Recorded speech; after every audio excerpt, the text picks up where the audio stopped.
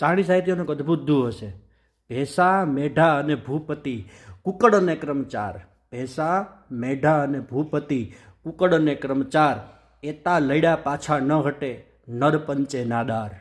દુહાનો ભાવાર્થ એવો છે કે પાડા, ઘેટા, સુભટ, ક્ષત્રિય, રાજવી એ રણ મેદાનમાં લડવા પડે તો એ પાછા ન હટે, મરે પણ પાછા ન હટે.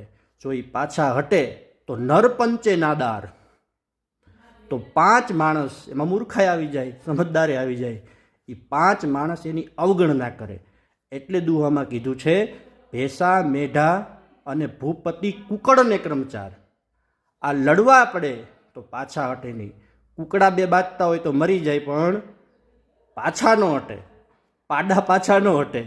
એમ ક્ષત્રિય પણ રણ મેદાનમાં પાછું પગલું ન ભરે. જો ભરે તો સમાજ એની અવગણના કરે છે.